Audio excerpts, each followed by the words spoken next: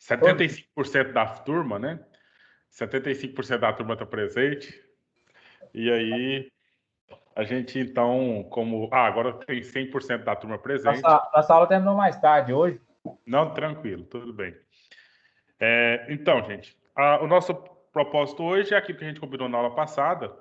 E aí eu queria, assim, já diretamente deixar por conta, né, de vocês, naquela ordem estabelecida, que agora eu não revisei a aula aqui para começar aqui, eu não lembro quem que é o primeiro, né? Eu recebi o material do seu, Julimar, e eu coloquei, disponibilizei lá no blog já, naquela postagem da aula de hoje, né? A gente desce lá, tem lá material, aí lá no final do texto, aí eu coloquei lá a apresentação dos alunos, aí tem lá, a pessoa pode clicar para verificar o seu slide, né? E se alguém de vocês preparou algum tipo de material desses que possa ser compartilhado, vocês me mandam que a gente disponibiliza lá, né? Que serve até para vocês mesmos, né? Quando forem revisar aí, estudar para alguma prova, alguma coisa assim, tá o material lá à disposição, né? Não tem que ficar caçando em arquivo, em e-mail, essas coisas. Já fica lá no blog uma forma de apresentar esse material. Deixa eu te falar uma coisa, pô. Sim. Eu tô sem computador, eu só vi no meu celular, a bateria está viciada, está meio acabando. Então, se você puder aqui, deixa eu falar primeiro. Se você cair, eu já falei. Tá. Eu tô no celular e a bateria está ruim, certo? Eu peguei e imprimi a parte minha, eu vou lendo e vou falar. Tá bom, eu vou transmitir então a tela aqui, aí você já pode falar dos dois temas de uma vez, e já fica como combinado os demais, aí vocês fiquem à vontade para falar dos dois temas que vocês prepararam, né? E a gente vai fazendo os comentários aí ao longo da aula, certinho? Então, o Julimar pediu a oportunidade de dar fala, eu acho que ninguém protesta, né? A gente então passa diretamente para o Julimar. Eu vou abrir aqui já para você, então, Julimar. Já está, se você quiser já ir introduzindo.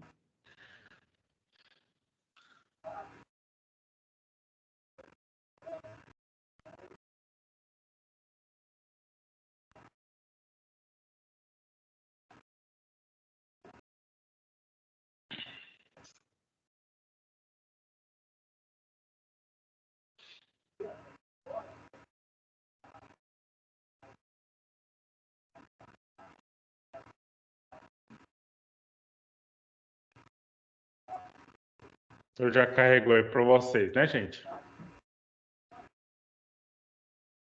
Boa noite, meu nome é Julimar, vou falar sobre o pacto de início, para depois eu falar da outra parte que me tocou.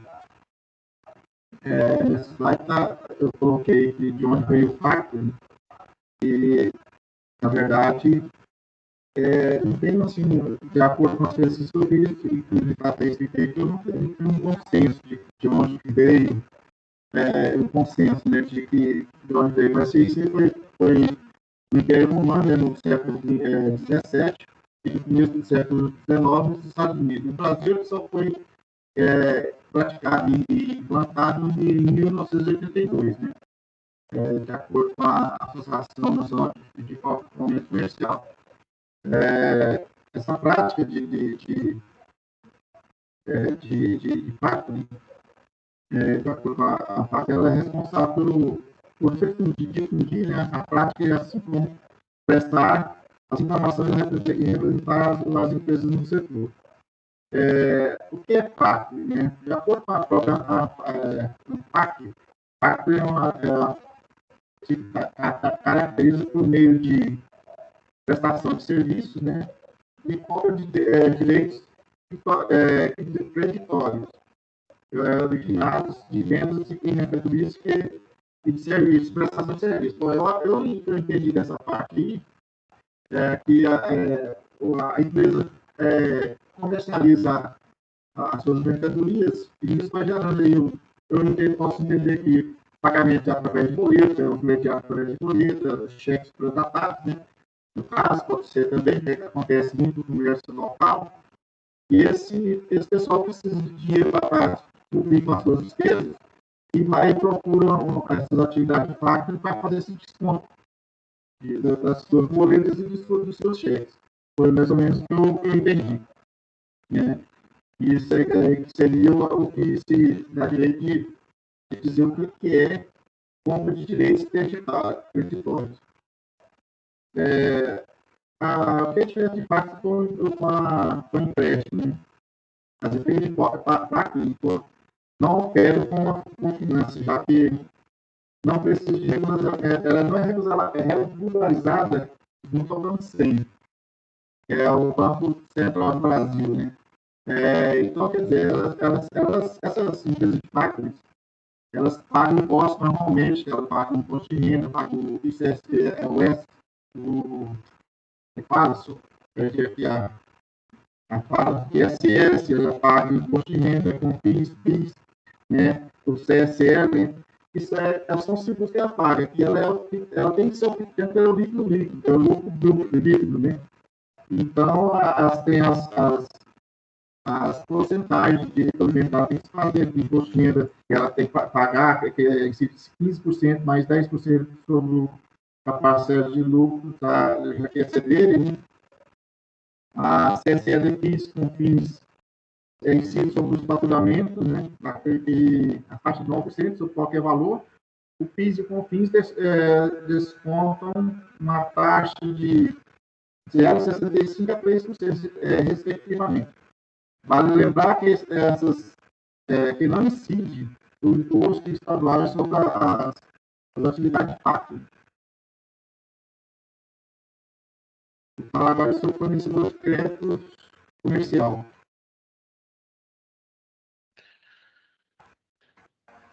O crédito é especial para fornecedores conta com linhas de crédito com condições diferenciadas para fornecedores de empresas ligadas, buscando atender as necessidades de capital de giro de investimentos por empresas.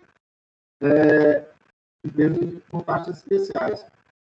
Eu entendi que algumas coisas que eu li, que esses empréstimos feitos para empresas, tipo comércio, assim, eles têm uma taxa menor, porque eles fazem desconto de duplicado no banco, e normalmente eles pagam um juro menor para esse desconto. Por meio desse crédito especial de fornecedor de proventos conveniados, é possível antecipar o valor a receber do fornecedor de serviço, né? Entregues ou a entregar. Então, tudo isso eles faz a duplicado desconto, duplicado ao banco.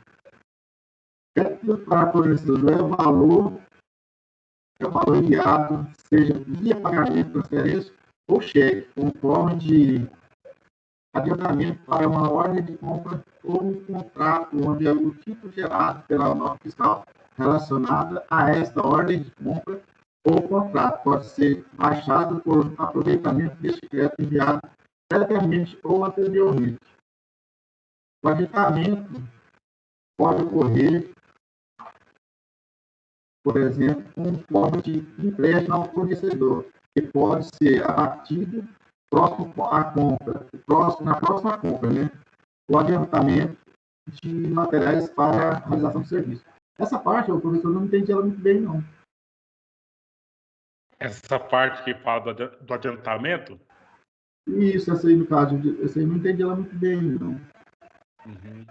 A parte para baixo que eu tentei, o retorno deve ser desse valor deve ser do valor, seja porque o adiantamento não foi utilizado ou houve sobre o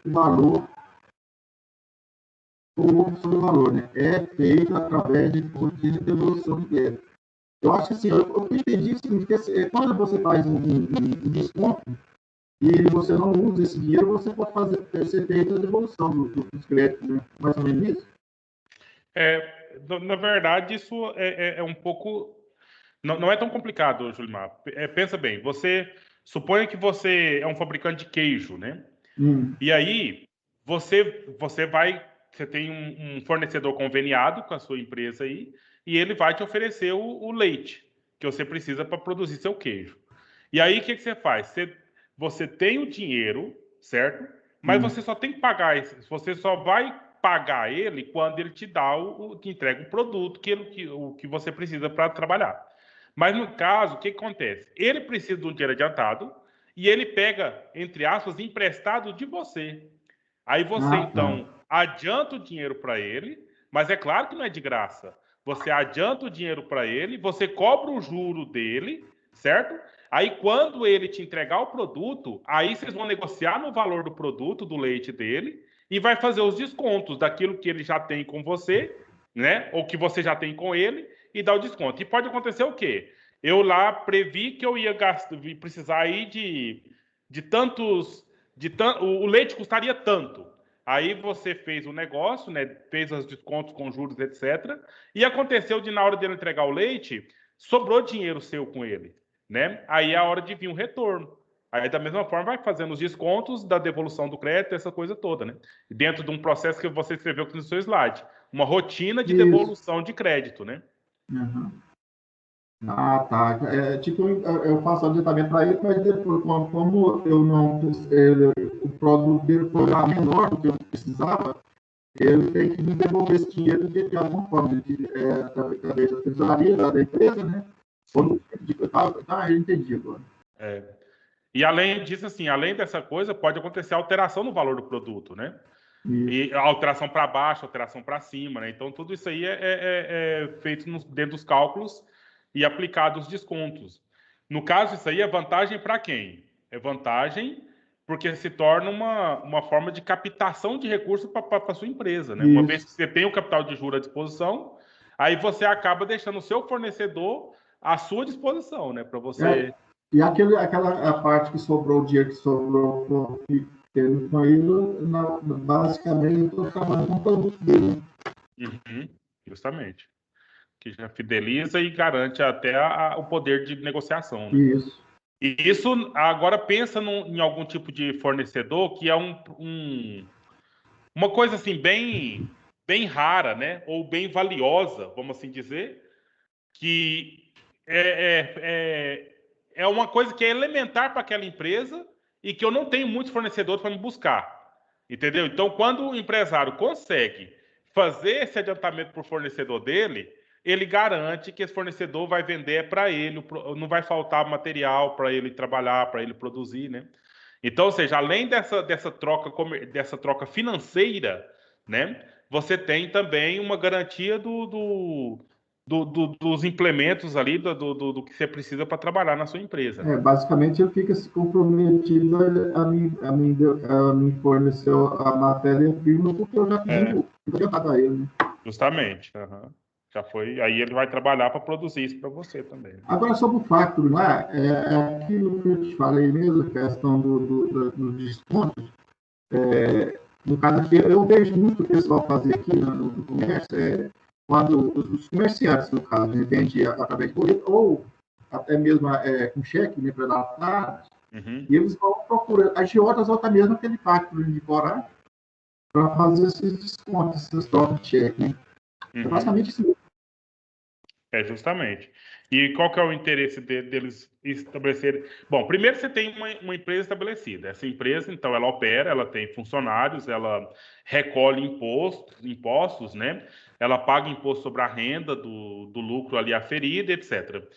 E, por outro lado, também não tem o atravessamento, né, do Banco Central, que teria em todos os bancos comerciais. Então... Eu tenho um amigo aqui que ele faz esse tipo de desconto nos mercados, postos, ele até desconta com o juro comercial de agiotas, no caso aqui, é 5%. Né? Aí, como é uma coisa que diariamente, ele até faz um juro mais barato, que entre aspas, né? Porque o juro nunca é barato. Mas ele sempre faz um desconto mais barato, mas assim, como diz lá no slide, a responsabilidade desse desconto do próprio empresário. Caso, por exemplo, ele pegue um cheque comigo, um cheque meu, por exemplo, com o dono do supermercado, e esse cheque meu volta, ele devolve uma parte e pega o dinheiro de volta. Porque já tem ali o acordo. Mas esse, você está contando um exemplo, ele é uma empresa constituída ou ele é um agiota mesmo? Não, eu estou falando assim, eu estou dando um exemplo, que mais ou menos que trabalha com pacto, né? Mas eu quero dizer se é a mesma coisa que os agiotas, né? Que faz sim. Isso. Justamente, a mesma questão.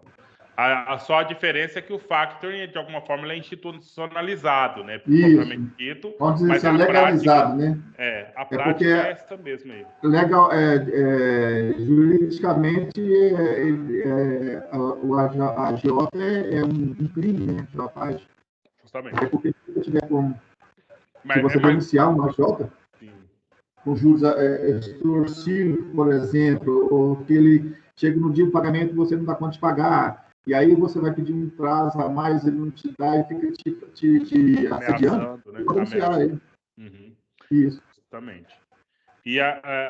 Mas é essa questão, né? Essa questão mesmo da legalidade e da institucionalização da operação financeira, né? Isso. Mas o Banco Central, ele tem essa função de regulamentar toda a operação financeira. Então, os bancos comerciais, eles, de alguma forma, eles ficam reféns do Banco Central o tempo todo, uma vez que o Banco Central, que é vinculado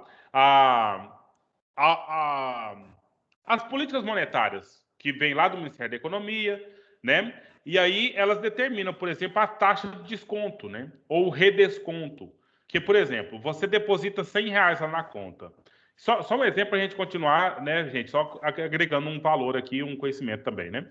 Você deposita R$ 100 na conta. O banco comercial pega os seus R$ 100, ele pode imediatamente oferecer aquilo que você depositou no sentido de investimento, né? Ele pode oferecer como linha de crédito para as outras pessoas. Só que aí o Banco Central determina, olha, você tem que deixar aí uma reserva compulsória. E ele determina um percentual. Quando a política monetária ela quer que o dinheiro circule no Brasil, né? O que ele faz? Ele diminui a taxa da Selic, né? Porque aí as pessoas não vão investir em títulos do governo e começa a investir em coisas que são corriqueiras, nas compras, etc. Né? Não vão gastar o dinheiro ali, né? Ou seja, vai investir o dinheiro, desculpa, não vai aplicar o dinheiro, vai investir o dinheiro. E nesse sentido, ele acaba diminuindo essa taxa, dizendo: olha, se você pegou R$ 100 em depósito, pode emprestar 90, deixa só 10% aí de depósito de reserva compulsória. Agora, pode acontecer de subir isso aí. Tipo, você pegou 100 aí de depósito, você só pode emprestar 60. Tem que deixar aí 40 de reserva compulsória. Entendeu? Então, o Banco Central ele estabelece essas alíquotas aí, estabelece essas taxas. Coisa que no factoring é o problema da empresa. Né? Se ela está aí comprando os créditos, aí ela vai fazer os cálculos dela. Ela faz análise de mercado o tempo todo, essas empresas de factoring. Analisa o crédito ali, vai ver esse cheque aí que você tá. O título, né? Vai analisar o título e ver o risco de não receber esse título. Conforme for o risco, porque ele vai receber da empresa também. Né, vai receber da empresa ali a taxa, né, do desconto daquele crédito que ela está concedendo ali. E depois ela vai receber essa questão aí. E também, se ela por acaso não receber, o que aconteceu com ela? Prejuízo. Então ela não vai pagar imposto sobre o lucro. Né? E tudo, o que é interessante para conversar aqui entre vocês, é que é tudo contabilizado, né? Tudo bem estabelecido ali, né, dentro do processo ali dos demonstrativos para recolher até o imposto. Né?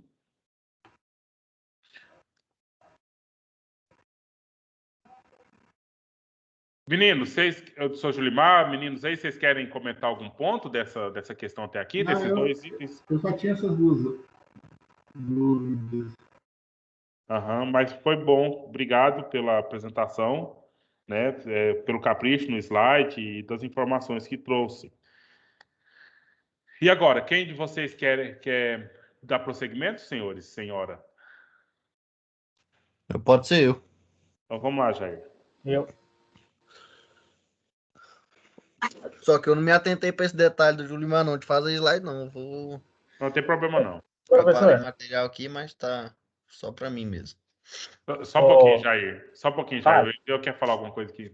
Esse compartilhamento de conteúdo aqui, você liberaria para nós aí? Como que é? Posso liberar. Você tem para mostrar, né? Sim. Tá bom. Então deixa o Jair falar, aí na sua vez você já vai poder fazer o seu ponto. Beleza. Pois não, Jair, a palavra está com você. Tá bom. Primeiro vou falar do commercial paper. Não sei se é essa a pronúncia. Isso. mas também conhecido como nota promissória. O commercial paper, ele é um título de dívida que pode ser emitido pelas SAs não financeiras, tanto pode ser SA de capital aberto ou capital fechado. Essas notas promissórias são uma forma de empréstimo. Só que, um exemplo, o banco, quando o banco pega um empréstimo, é através do CDB. E as outras SA que não são instituições financeiras pegam através da nota promissória. Por exemplo, uma SA de capital aberto que é muito conhecido, que é a Vale, a mineradora.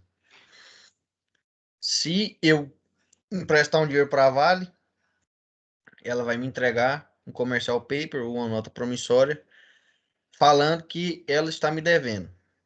Aí, essa nota promissória, ela tem um prazo mínimo de 30 dias e um prazo máximo de 180 se for uma sociedade de capital fechado e de até 360 dias se for um SA de capital aberto. Quero falar algumas vantagens e desvantagens. Uma das vantagens é o acesso a recursos de custo inferior aos empréstimos bancários, aumento da competição no mercado, maior flexibilidade operacional para as empresas, maior aproximação entre empresas e o mercado, tornando-se conhecidos e preparando caminho para o lançamento de títulos a longo prazo. A desvantagem: falta de proteção do investidor em razão da existência de regulamentação robusta e a possibilidade de fraudes, dificuldade dos órgãos regulamentadores em controlar a circulação desse título. E uma dessas desvantagens que eu citei aqui, que fala da falta de proteção dos investidores, porque ela não tem garantia real, ou seja, igual quando você vai fazer um financiamento no banco, geralmente eles vão pedir algum bem, algum imóvel ou veículo de garantia. No comercial paper, você empresta o dinheiro sem nenhuma garantia real. Você tem que confiar que a empresa vai te pagar.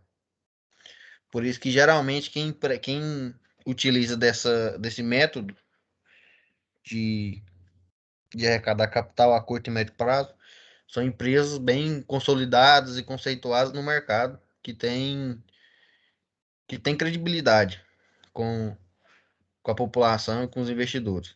E ela também não tem cobertura do FGC, que, não sei, para quem não sabe, é um fundo de garantia dos bancos. Para quem tem investimento aí em CDBs de bancos, quando o banco chega a falir, esse FGC é um fundo que vai cobrir os empréstimos que os bancos tinham. E do comercial paper é isso aí que eu queria falar. Agora tem o segundo tópico que eu fiquei foi o desconto de título. O desconto de título é uma outra forma da empresa arrecadar fundos, capital de giro de curto e médio prazo, através das duplicatas que ela emite a seus clientes. Ela realizou um tanto de venda, emitiu as duplicatas aí para 30, 60, 90 dias. Aí geralmente os bancos e também tem algumas empresas privadas que fazem esse tipo de desconto. O dono da empresa vai lá com os títulos e desconta. O banco toma posse dos títulos, paga em dinheiro a empresa, com juros, é lógico, né? Que nem deixar de ganhar, com juros, e assim a empresa adianta o recebimento desses títulos. Porém, a garantia que o banco vai receber é total. Que eu tenho, até gostaria de dar um exemplo aqui de uma empresa cliente lá do escritório que eu trabalho.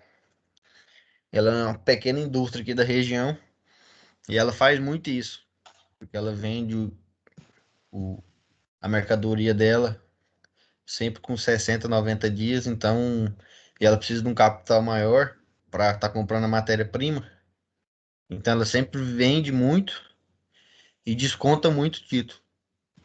E ela faz utilização de desconto no Banco Sicoob, que é um banco que tem um juro muito favorável em relação ao desconto de título.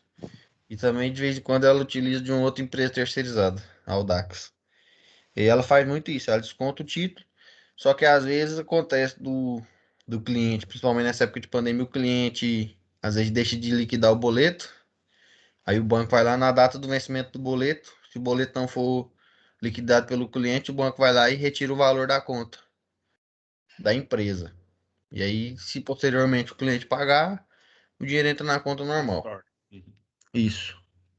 E aí é isso aí, é uma forma também rápida e de certa forma segura para arrecadar capital, mas eu vejo esse desconto como uma grande vantagem se a empresa, igual no caso dessa lá, ela tiver uma baixa porcentagem de inadimplência. Porque aí se os seus clientes costumam te pagar certinho, você pode descontar porque você vai ter o capital, mesmo que você abra mão de um pouco de juro, você tem que pagar para o banco, mas você tem um capital ali para você poder fazer tomar outras providências, outras medidas. É isso aí. Muito bem. E aí, qual que a gente poderia colocar como a diferença mais gritante, né? Porque é muito parecido a questão do desconto de título, desconto da duplicata, com o comercial paper. Muito parecido, né? Isso. Aí, qual que seria uma diferença? A gente poderia, assim, falar, não, a diferença básica seria que, por exemplo... Aqui eu acho que o comercial paper você trabalha com capital de terceiro, né? Uhum. O desconto de título, teoricamente, também seria capital de terceiro, mas como o título está sobre. Custódia. É, eu Mas acredito que. para mim a diferença da duplicata com o título é que, na verdade, o título ele tem mais garantia do que uma duplicata, né? Também. Ou não? Porque a duplicata, a nota promissória ela é uma coisa extrajudicial, né? Ela não tem Uhum. valia judicial. Já o título, não. O título você pode É, protestar. É isso que eu queria que, assim, pensasse, né? Porque um é É uma via banco, né? segurança maior. Porque, no caso, porque o título, sim. a questão da duplicata, professor, cai mesmo naquela que eu te falei sobre a questão do desconto do cheque do comerciante diretamente com o agiota, né? Garantia nenhuma. Pois é. Não, não, a duplicata tem a garantia. Porque aí, no caso, quando eu, Não, fala a nota promissória, no caso. o comercial paper, sim, ele não tem a garantia, porque aí já é totalmente fora do banco. Essa que é a Isso. diferença que eu queria pensar com vocês aqui. Já o desconto de título é dentro do banco, né? Então aí já tem toda essa regulamentação estabelecida, com todo o Banco Central controlando esse processo todo, né? Essas diferenças aí. E com certeza, né? Quando eu vou lá pegar um comercial paper, o meu desconto, né, vai ser maior do que o desconto de um título, né, com certeza, nesse sentido. Então, ou seja, eu arrecadaria mais dinheiro, ou melhor, é uma questão assim de burocracia mesmo, como o Jair disse aí, né? No desconto de um comercial paper aí, é uma coisa muito rápida, né? Eu e uma outra empresa, eu e um investidor, pronto, resolvemos esse problema aí. Agora, já no desconto de título, aí tem toda a questão. Você tem saldo aí na sua conta que garante essa duplicata que você quer descontar?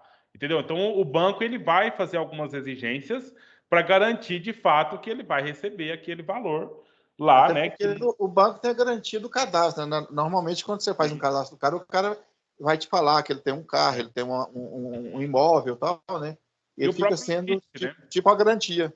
E o próprio limite na conta da empresa, né? Que Isso, tá, limite de como foi crédito dito, também. o limite que está lá que pode ser utilizado E a nessa responsabilidade de situação. receber, nesse caso, a responsabilidade é do próprio banco, né? E Uhum. na casa da promissória, ninguém tem a responsabilidade de receber. Pois é. Mas, naturalmente, assim, essas coisas não são feitas a descoberto, né, gente? Vocês sabem muito bem que eles fazem. Existem processos de garantia, existem contratos, né? Existem processos judicializados nessa questão do juiz determinar. Então, você entrega esse bem para esse sujeito que é uma dívida sua reconhecida, né?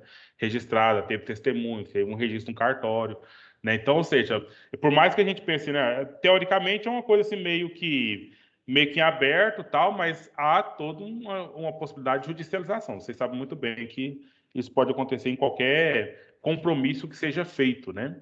Qualquer compromisso seja feito, principalmente os financeiros. Mas essa diferença foi bem colocada, né? Eu achei interessante essa questão dos prazos, né? Então, lá, o Commercial Paper tem aí o prazo de 30 dias a 1 ano, né? Aí, esse 1 ano ou 6 meses vai depender do perfil da empresa, depende do porte ou da modalidade que a empresa está inscrita no ramo aí comercial e financeiro. As empresas, Sociedade Anônima de Capital Aberto, até 1 ano, né? Pode ficar aí com o Commercial Paper em aberto para ser liquidado. E no caso, a Sociedade Anônima de Capital Fechado, só no máximo 6 meses, né? E isso serve também para quê? Serve para a própria empresa já ir se comportando no mercado para ela abrir mais o seu capital até chegar aí no mercado de ações, né? Que eu acho que o Eliseu vai falar para a gente, né? Porque aí ela vai, então, nesse comportamento financeiro, liquidando títulos e abrindo portas de investimento por meio desses papéis aqui, desse nível de negócio, ela vai, então, ganhando esse espaço aí. E bem como essas diferenças postas, né? Então, você tem o CDB, que é o Certificado de Depósito Bancário. E esse CDB está linkado no banco comercial e participa desse fundo de garantia que o Jair trouxe para a gente aqui. Que isso lá junto ao banco, né? Agora, esses empréstimos pela nota promissória do Commercial Paper, a gente já não participa dessas situações, né? E aí, por isso, aquela questão que vocês estão comentando, que é a questão do risco ser maior, né? Muito bem. E bem como a questão de fraude, etc., né? Que ocorre muito. Eu estou lembrando aqui uma situação quando eu era criança. O meu tio ele era dono de uma fábrica de móveis, né, lá no interior de Minas Gerais. E aí tinha lá uns papéis lá que era duplicata, inclusive, mas tinha um cheque predatado do sujeito, né? Eu era criança, mas eu entendi de algumas coisas, né? Falei, mas por que tem a nota promissória assinada pelo cliente e tem o cheque do cliente? Só o cheque não resolveria o problema, né? Aí o que meu tio foi explicar para mim lá, o menino de 12 anos aprendendo finanças, né? Não é à toa que ele está aqui agora, certo? Né? Então, ou seja, ele falou assim, olha, a gente faz o documento duplicata, porque com esse documento duplicata eu vou lá no banco e desconto já. E aqui está os cheques que o meu tio que vai pagar com o cheque do cliente, pagar a duplicata com aquele cheque no vencimento. Vocês entenderam como é que é essa organização? Então, assim, uma confiança, o cliente ali fez, tipo, 2 garantias, né? A garantia na forma de duplicata e a garantia na forma de cheque pré-datado, né? Para que meu tio fizesse, né? E agora, assim, isso já tem alguns anos, né? A gente sabe que o banco, ele estabelece processo lá de, no caso, usar o próprio cheque pré-datado como se fosse uma duplicata, né? Quando então pega o cheque lá e o empresário pega os cheques pré-datados dele todo e já coloca em custódia no banco, né? Já guarda lá no banco, Eles já fazem antecipa, professor, né? Sim. era muito usado no banco. Na época eu trabalhava lá, fazer desconto de custódia, né? O cara levava tipo aí 20 mil de cheque lá para o banco guardava esse cheque lá no cofre, ele adiantava o dinheiro para o cliente. E aí ia descontando os cheques, né? Isso, a garantia era Conforme o o próprio vencimento. cheque. Conforme o vencimento, ia depositando aqueles cheques ali, né? Então, isso que eu tô dizendo, né? Porque parece que o procedimento de descontar, no caso, eu tô contando uma história lá do meu tio há uns 20 anos atrás, quase. Aí, mais de 20 anos, um pouquinho, né? Aí, o desconto da duplicata no banco retornava ali o troco para o meu tio um pouco maior do que se fosse fazer a custódia do cheque, né? Dada a própria situação ali de garantia e tudo mais, né? Porque pelo que o Jair falou para a gente aí, o que garante o meu desconto duplicata no banco? É o meu limite e o meu relacionamento com o banco, né? Agora, o que garante o cheque predatado do terceiro? Aí já é o perfil do terceiro que talvez o banco não tenha esse estudo, essa análise de crédito tão clara assim, né? Tão evidente assim. Mas tudo bem? Algum comentário mais, senhores e senhoras? Tudo bem. E aí, Eliseu ou Amanda? Qual dos dois quer primeiro? Pode ir, Eliseu. Vou falar. Você sabe como transmitir a tela aí, Eliseu? Sim, tá tranquilo aqui. Certo.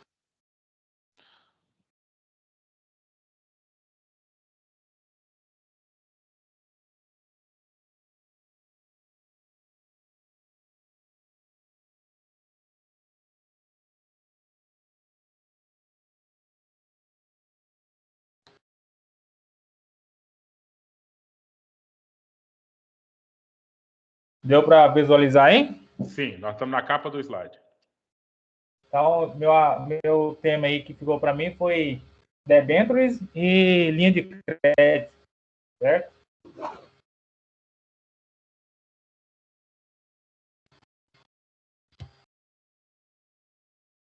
O que são debêntures? Essa que é a pronúncia, professor? Isso mesmo. Uhum. Então, debêntures são títulos de crédito emitidos por empresas e negociados no mercado de capitais. É um título de dívida emitido por empresas que oferecem direito de crédito ao investidor. Por quê? Porque as empresas emitem esses debêntures? É porque ela é uma forma mais flexível de captação de recursos e também mais barata do que um financiamento bancário tradicional, com juros menores.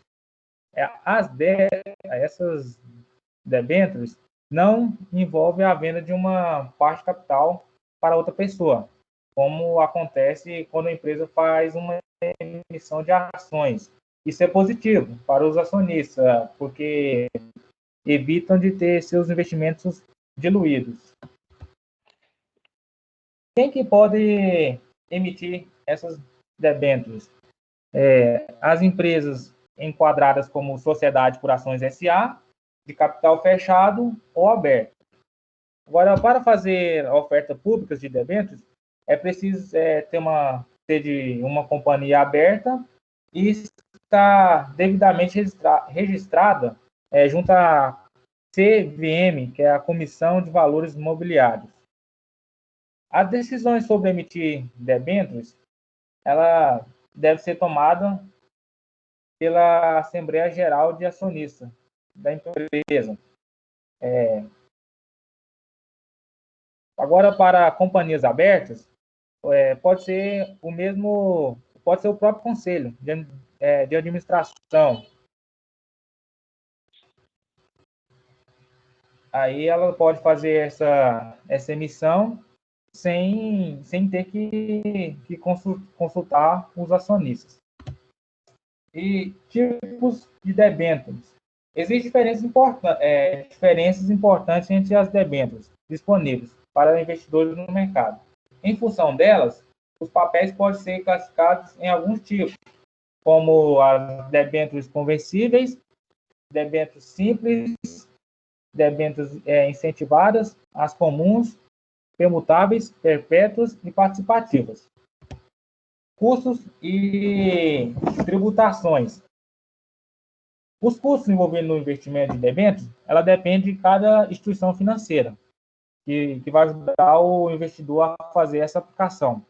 Alguns bancos e corretoras, elas cobram uma comissão, que no caso é a taxa de intermediação e o de corretagem, aplicada a cada compra ou venda dessas debêntures.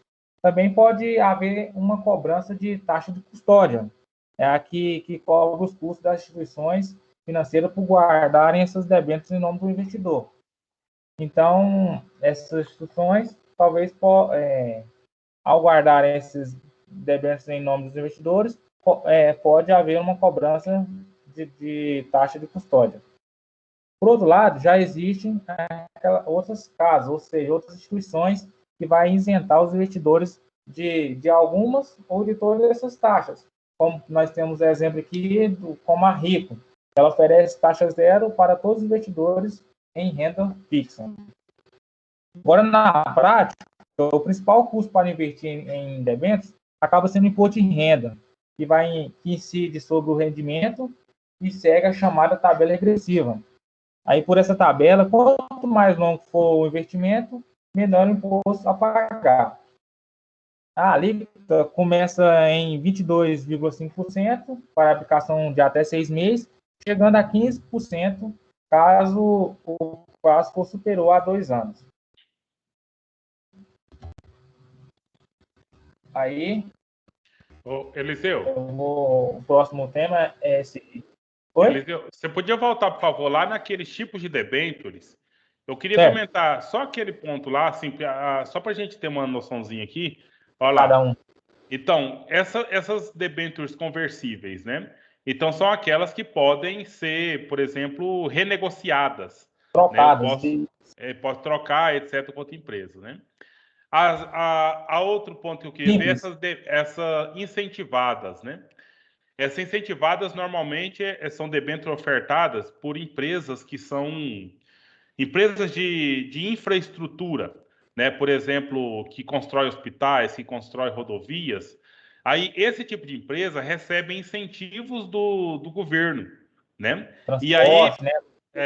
aí o investidor nesse tipo de debênture, normalmente ele ganha alguns incentivos também, como por exemplo a isenção de imposto de renda. Ele já compra debênture lá e aí ele sabe que ele não vai precisar de pagar imposto de renda ou vai pagar o valor taxado mínimo nesse sentido aí, né? Aí, além dessas conversíveis que podem ser trocadas, etc., a permutável também, né, pode ser trocada aí.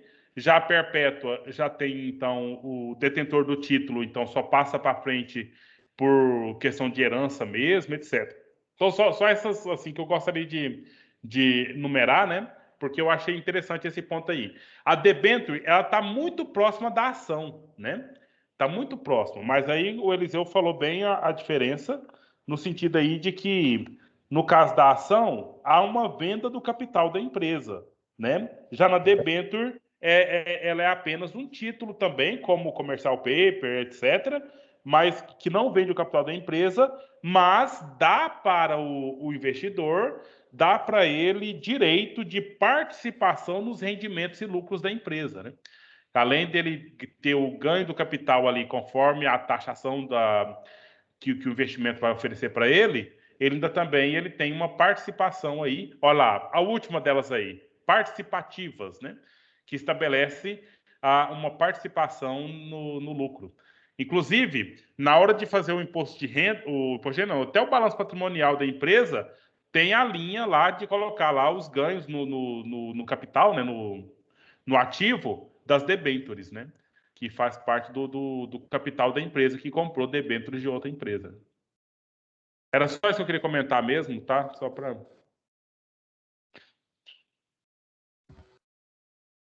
Então, o próximo é sobre a linha de crédito. Então, é um recurso financeiro disponibilizado por instituições financeiras, podendo ser no formato de empréstimo ou financiamento. A linha é semelhante ao limite do cartão de crédito, com saldo rotativo, mas com juros mais baixos. Então, quando toda a dívida for paga, o valor retorna para o limite máximo e pode ser utilizado novamente. Então, ela pode ser usada para diversos fins, ao mesmo tempo para um objetivo específico. Como que funciona uma linha de crédito? Vale ressaltar aqui que nem todas as instituições ela oferecem linhas de crédito, mas para você usar, para solicitar, você tem que ter algumas, por exemplo, tem que ter uma conta corrente ativa e regularizada, tem que apresentar documentos ativos como garantia para você poder acessar a linha de crédito. Então, para conseguir o seu crédito, é necessário solicitar um valor específico e aí depois que ela for liberada, for aprovada, você tem um montante ali para você utilizar da forma que for necessário. E como conseguir um crédito?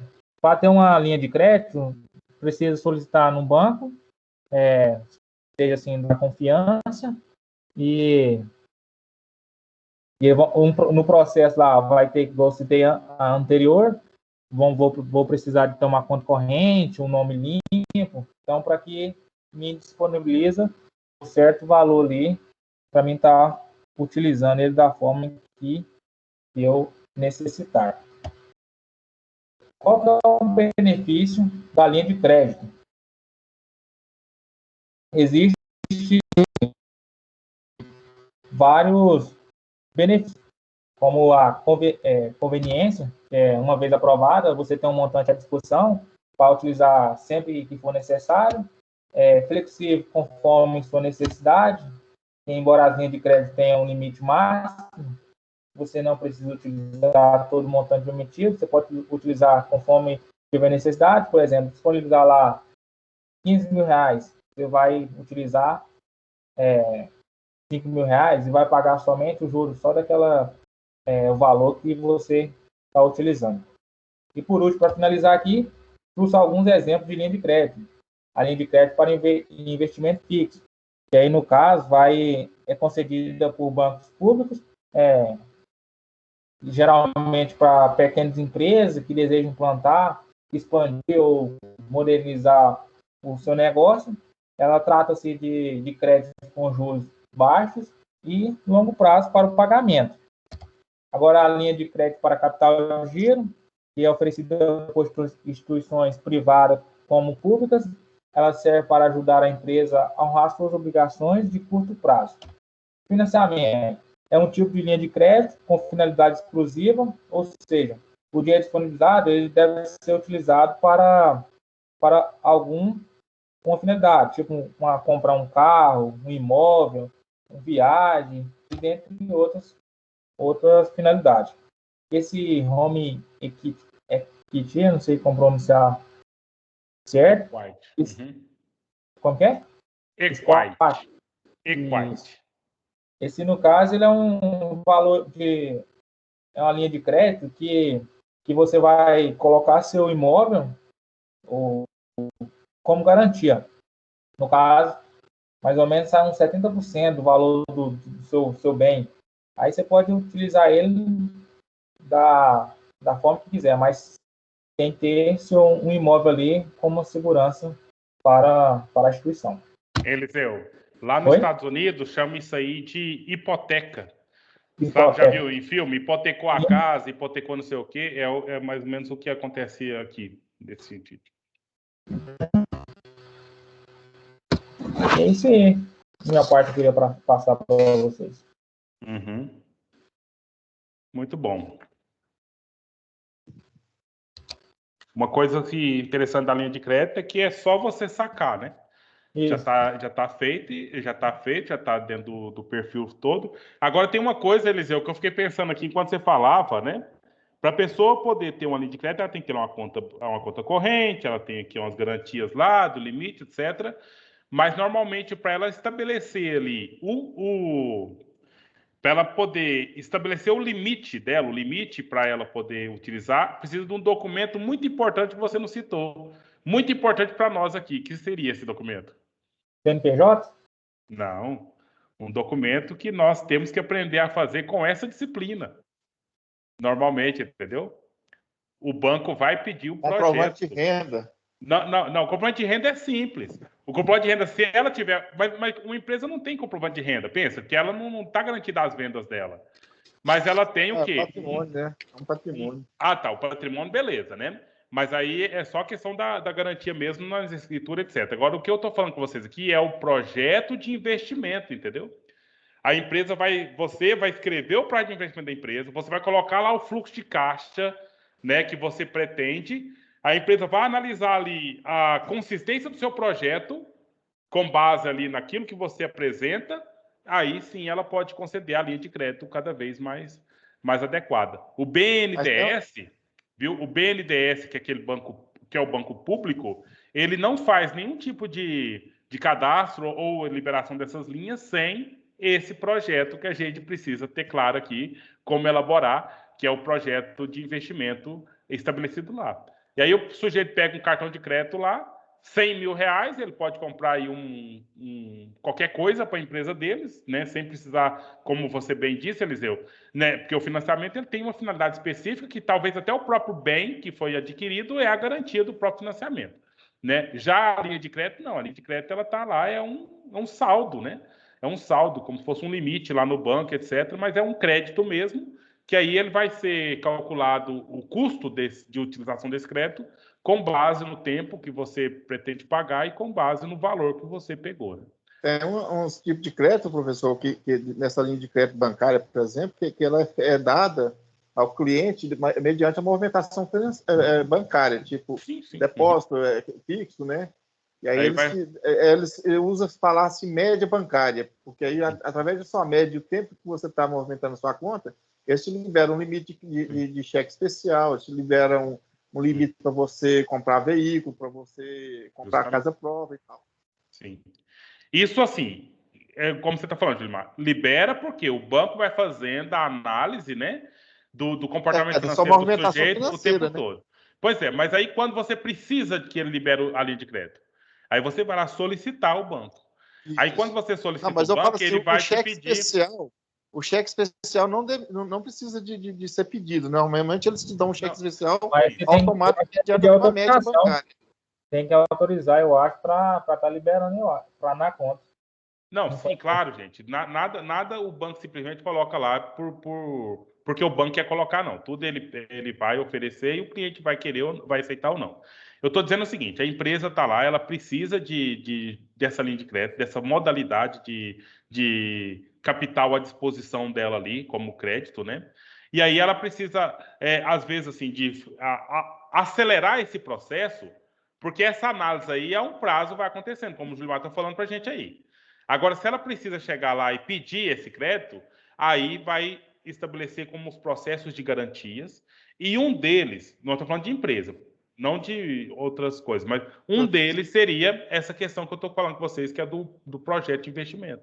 O planejamento financeiro da sua empresa. Que aí, no caso, você vai colocar comprovante de como a sua empresa operaciona, a sua produtividade, as suas vendas, o seu fluxo de caixa, né? Ou seja, vendi a prazo e recebi na data, entendeu? Todos esses elementos que fazem parte do processo de compra com o fornecedor, de liquidação das compras que você fez com o fornecedor, com a sua produtividade, com a sua venda e com o seu recebimento das suas vendas, aí o banco vai analisar, então, e vai estabelecer ali a política personalizada de crédito para a sua empresa, né?